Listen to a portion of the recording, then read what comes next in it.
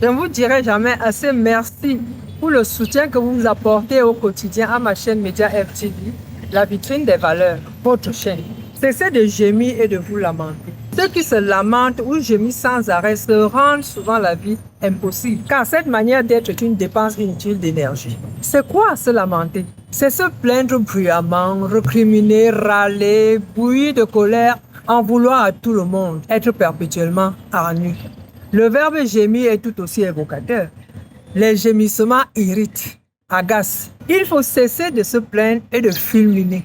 Il faut s'appliquer plutôt à trouver la sérénité. Comment y parvenir? Comment y arriver? Elle va se faire par étapes. La première étape consiste à ralentir votre rythme de vie. Nous ne nous rendons pas compte de la vitesse folle à laquelle nous vivons, ni à quel point le rythme de notre existence est accéléré. Beaucoup s'y épuisent physiquement, moralement et spirituellement.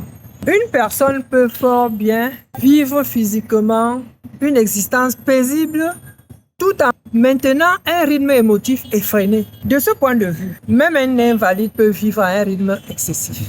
Cela se produit lorsque l'esprit passe fiévreusement et anarchiquement d'un comportement à un autre. Il en résulte un état de surexcitation et de tension extrêmement néfaste qu'il importe de calmer à tout prix. Cette surexcitation favorise l'apparition des toxines dans l'organisme, entraîne un état de fatigue et un sentiment de frustration qui nous rend irascibles et excède partout, qu'il s'agisse de nos problèmes personnels ou externes à nous.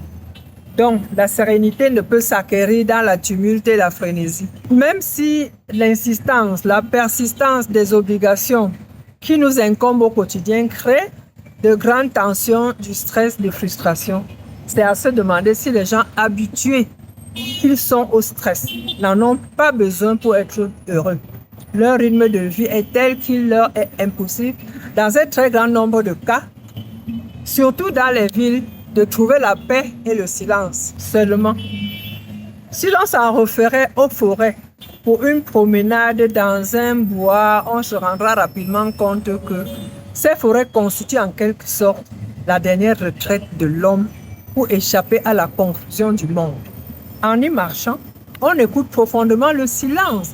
L'immobilité absolue n'existe pas dans les bois. En écoutant la vitalité incroyable des forêts, on constate qu'il n'y a pas de bruit déchirant et violent. On écoute les vrais sons de la nature, que sont le silence et l'harmonie, la mélodie du vent dans les feuilles, celle du chant des oiseaux et même celle de la musique de la terre qui respire.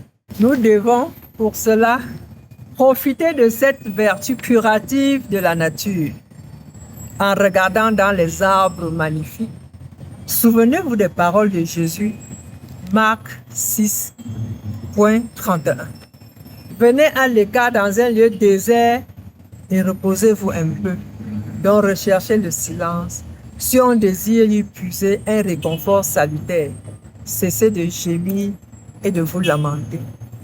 Merci de m'avoir écouté.